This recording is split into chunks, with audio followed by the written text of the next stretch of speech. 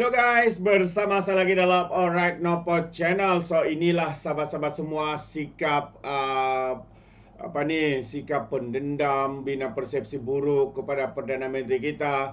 Ya, tidak tahu lagi lah apa saja yang dilakukan oleh Perdana Menteri kita. Pastinya ya akan diserang, akan dikritik jahat, walaupun ya apa yang dilakukan oleh Perdana Menteri itu untuk membantu rakyat dan sebagainya. Dan yang terkini adalah ya, kita tahu beberapa hari ini ya Datuk Seri Anwar Ibrahim memakai cermin mata hitam pelbagai ya berita palsu, fitnah yang dilemparkan ya oleh geng-geng kaki fitnah, walaun-walauntid, cyber trooper ya daripada pembangkang khususnya. Jadi sahabat semua, hari ini kenapa sebenarnya Datuk Seri Anwar Ibrahim memakai cermin mata hitam ya dalam pertemuan, dalam setiap program ya yang dibuatnya.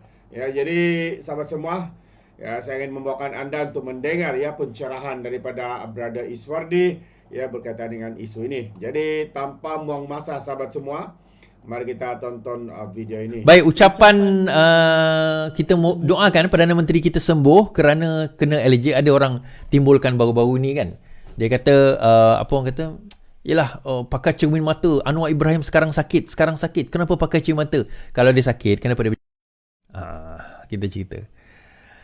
Allergy can't keep PM away from Penang. Datuk Seri Anwar Ibrahim has kept his promise to visit Penang even though he was suffering from allergic reaction. So, itu dia pakai cermin mata. Yet, despite his face, hands and eyes being affected, the Prime Minister arrived around noon yesterday to join the congregation at Masjid Al-Huda in Sungai Arab Bayan Lepas for Friday prayer. He was sporting dark glasses throughout his one-day trip in Penang. Both of his eyes affected. He was advised to get some rest actually, says an aide. Despite his tight schedule, Anwar also dropped by Komta at about 2:30 to meet Penang Chief Minister Chow Kon Yew. The meeting to discuss development in the state lasted until 4 p.m.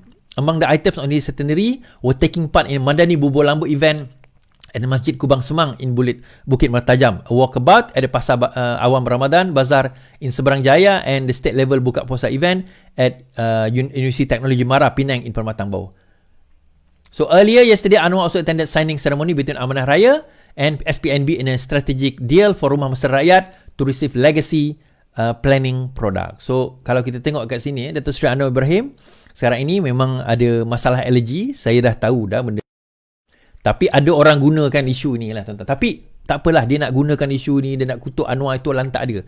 But to show you, tuan-tuan, berita tadi, kalau kita nak tengok, berita ni bila, tuan-tuan? Berita ni 6 April. Hari ni. 4 hari lagi nak raya. Perdana Menteri dalam keadaan dia sakit. Allergic, boleh dapat MC. Dia boleh excuse himself. Dah dapat MC pun daripada doktor. Yet dia penuhi undangan, dia pergi jumpa rakyat, dia pergi negeri-negeri untuk memastikan kerja dia berjalan. Kalau ini bukan pemimpin yang benar-benar nak memajukan negara ini dengan cara, walaupun apa orang kata, jeopardize dia punya kesihatan sendiri, saya tak faham lagi mentaliti walaun dan juga pembangkang yang menghina dan mengutuk beliau. Kan, menghina, mengutuk, dia tak boleh nak kenakan dalam bab-bab polisi ni, sebab dia orang tak tahu polisi Datuk Seri Anwar Ibrahim nak tentang macam mana. Kan, macam mana kita nak tentang polisi Anwar Ibrahim? Semua polisinya mengarah ke arah yang baik. Menteri-menterinya bekerja sebaik mungkin. Mungkin tak adalah perfect, tapi sebaik mungkin. Ingat dulu saya cakap, kita ni tanah kita bagus, kenapa kita tak tanam bawang? Kenapa kita mesti import bawang? Rupanya memang selama ini bawang kita import. Orang kata mustahil boleh tanam bawang. Ini Menteri Anwar Ibrahim, di bawah Anwar Ibrahim, Mak Sabu, orang kata macam.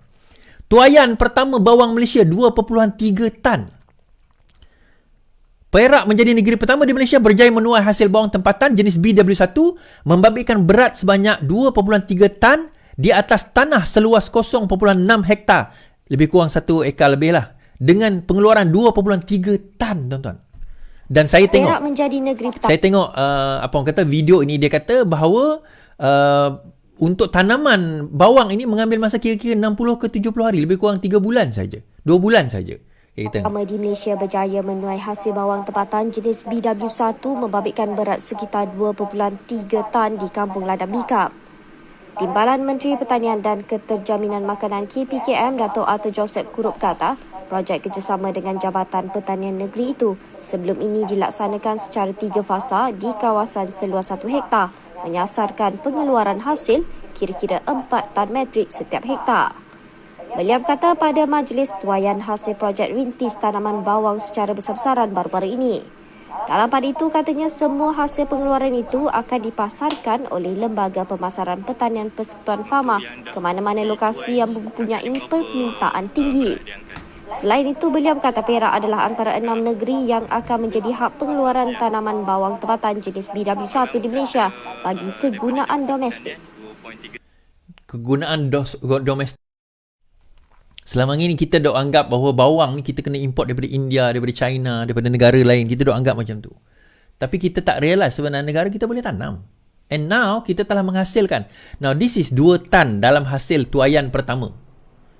Now imagine now dia dah, ini eksperimen lah, POC lah, proof of concept dahulu. You see, ini kerajaan yang bekerja untuk memastikan bahawa masalah itu diselesaikan. Kita bercerita soal, kita cerita 60% beras tempatan. You see, kerajaan sekarang ni tengah berfikir bagaimana kita nak meningkatkan beras tempatan itu kepada 100%, lebih 100%, mungkin 110%. Beras tempatan, dan kita bukan setakat kita jadi net export, pengguna tempatan, kita mungkin boleh jadi eksporter kepada beras. Kita mungkin boleh jadi eksporter kepada beras kita. Is that impossible? No, it's not impossible. Dan habis tu beras import ni kita tak nafikan. Ada orang yang tak nak makan beras tempatan. Mungkin dia nak makan beras brown rice, dia nak makan basmati, mungkin dia nak makan beras yang tak ada dalam negara ini. Tak apalah, dia boleh belilah. Itu akan jadi luxury item. No longer dia jadi alternative item. Sekarang ini dia jadi alternative item. But nak sampai ke peringkat itu, kita perlukan kerajaan yang stabil, kerajaan yang bekerja, kerajaan yang fikir macam mana nak selesaikan masalah rakyat. Bukannya fikir macam mana aku nak sakau duit ni. Projek macam mana aku nak dapat ni? Projek ni aku dapat macam mana? Daripada sebesar-besar alam ke sekecil-kecil orang, semua dia nak bagi pada orang dia. And this is a working government. Government who really work. Dan itulah Anwar Ibrahim. Cuti. 4 hari lagi nak raya. Dia Perdana Menteri. Dia nak cuti boleh je. And yet, dia bekerja ke arah itu. He is working towards memastikan negara ini menjadi negara yang lebih baik. So, apa modal pembangkang sekarang ini? Nah, masalahnya tuan-tuan, bagus sangat kerajaan ni, kita tapau semua termasuk RUU 355. Sebenarnya, kerajaan sekarang ini dalam usaha meminda RUU 355. Pindaan itu sehingga kan Multi-Faith Council buat respon tempoh hari. Mengatakan mereka takut dengan pindaan tersebut hudud boleh dilaksanakan dan sebagainya. Ini jawapan Menteri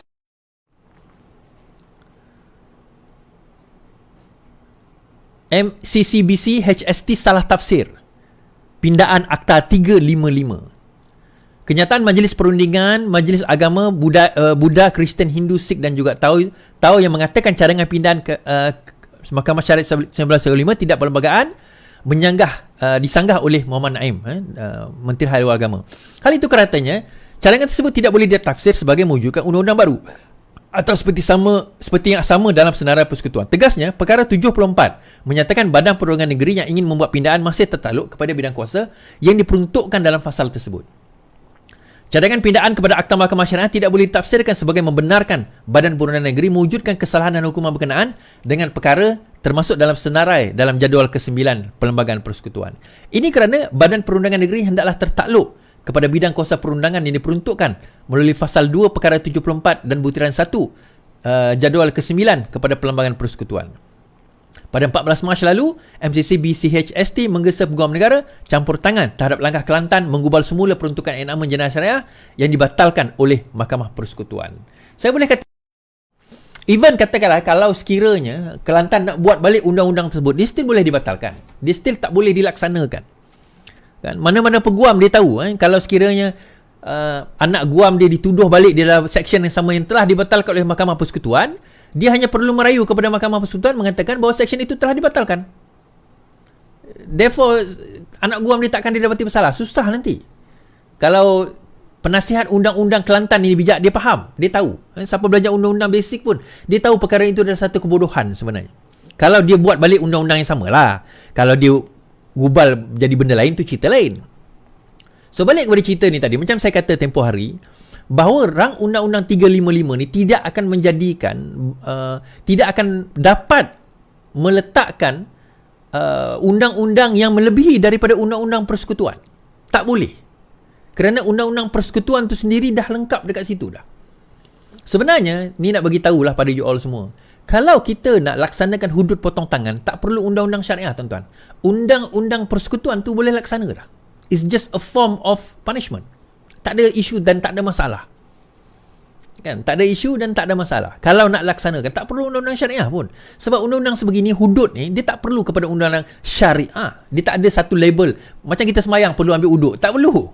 Oh, kalau kita nak laksana hudud, kena undang-undang syariah. Tak perlu. Undang-undang sivil boleh buat.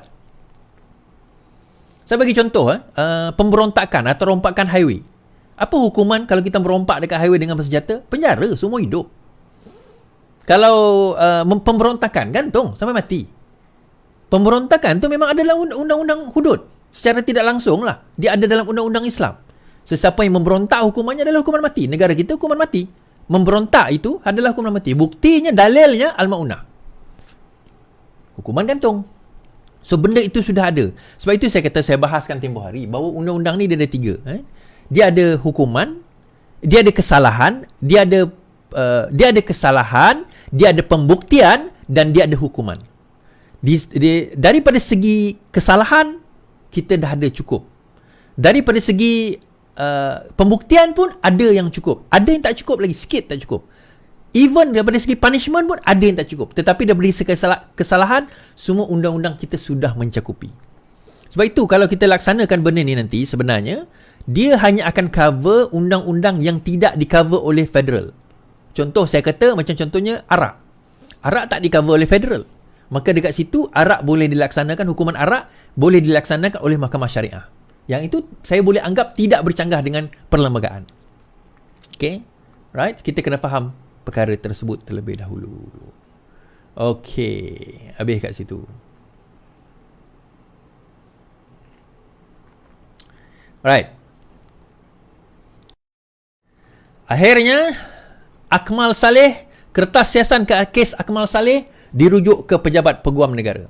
Kertas siasan Ketua Pemuda Dr. Muhammad Akmal Saleh berhubung isu penjualan stokin tentera kalimat Allah dijangka siap dalam tempoh 5 hari lagi sebelum dihantar ke Pejabat Peguam Negara. Ketua Polis Negara Tan Sri Zainuddin berkata pihak polis telah merakam keterangan Dr. Amal dan kertas siasan sedang dilengkapkan sebelum diserahkan kepada Pejabat Peguam Negara. Kenyataan yang sama juga kalau kita tengok di Sinar Hariah di dalam kertas siasatan sedang semalam Zainuddin mengesahkan Dr. Muhammad Kamal ditahan di lapangan terbang KIA Kota Kinabalu untuk siasatan di bawah akta hasutan dan akta komunikasi setelah menerima 2 laporan berhubung ucapan media sosial dan di Kelantan tentang isu penjualan stokin kalimah Allah. Saya tengok video tersebut. Dia bukan sebab kenyataan yang stokin tu, tetapi sebab kenyataan spesifik di Kelantan. Kalau saya jumpa video tu nanti saya tunjuk. Tapi buat macam ni saya tak jumpa lagi. Tapi yang menariknya tuan-tuan, kenyataan Hasan Karim. Hasan Karim tawar diri jadi peguam Akmal. Ahli Parlimen Peguam dah Hasan Karim menawarkan diri menjadi peguam bela jika diheret ke mahkamah. Oleh kerana saya secara peribadi telah pernah disiasat dituduh Akta 41 dan mengetahui betul zalimnya akta hasutan tersebut.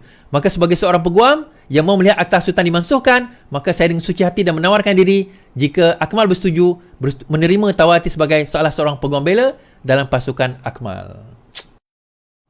Terima kasih kepada YB Kamal Hasan Karim lah.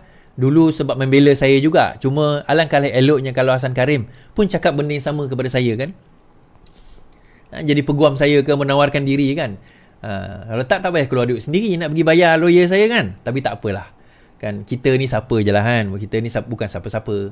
Kan kita ni orang kecil, orang kerdil. Jadi tak perlu nak ditawarkan berbanding YB Dr. Akmal Saleh. Kan YB Dr. UMNO pula tu. So lebih daripada situ. Saya faham sebenarnya. Jangan korang salah faham. Bukan maksud Hasan Karim itu bahawa perbuatan dia membela perbuatan Akmal Saleh, bukan sebab dia nak jadi peguam itu membela perbuatan Akmal Saleh. Bukan itu. Tindakan dia itu sebenarnya adalah kerana dia melihat bahawa akta hasutan itu adalah sebuah akta yang kita daripada dahulu kita kata dekolonial, akta penjajah. Kita sendiri kata dulu kan. Tapi sampai sekarang akta itu masih lagi tidak dimasukkan. Tidak lagi dimasukkan. Best case scenario saya dan Ustaz Wan Ji lah. Saya sekarang masih lagi didakwa, perbicaraan masih berlangsung. Ustaz Wan Ji didapati bersalah di bawah akta tersebut. Di dalam kerajaan yang mengatakan akan memasukkan akta tersebut.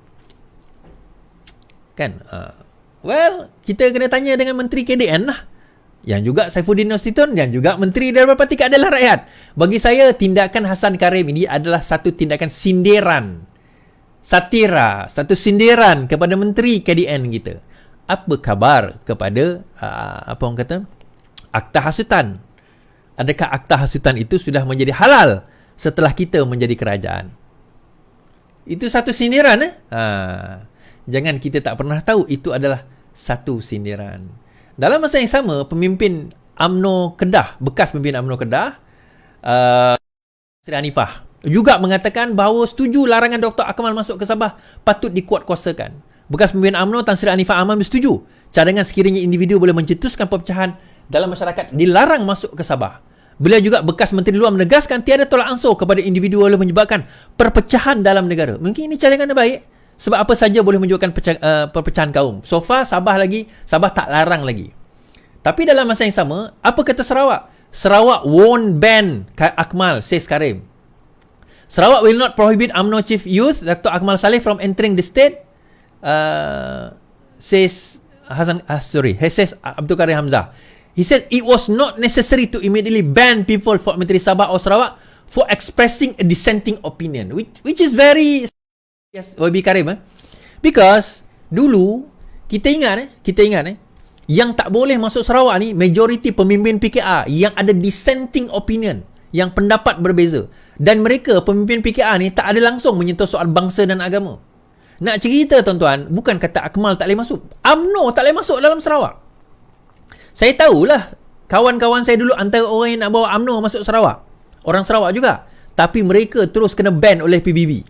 Kan? Punyalah nak jaga. Dia kata apa? Sebab apa? Ingat tak dulu? Kenapa UMNO tak boleh masuk Sarawak? Sebab UMNO adalah parti resis, parti ultra Melayu, tak boleh masuk Sarawak yang berbilang kaum. Itu saya ingat lagi kata-kata daripada PBB masa tu. Kenapa UMNO tak boleh masuk Sarawak? And tiba-tiba bila yang ini kata sesuatu kepada bangsa lain yang melampau, Akmal Karim Hamzah kata, tak perlu nak ban. Sebab hanya kerana dia ada perbezaan pendapat.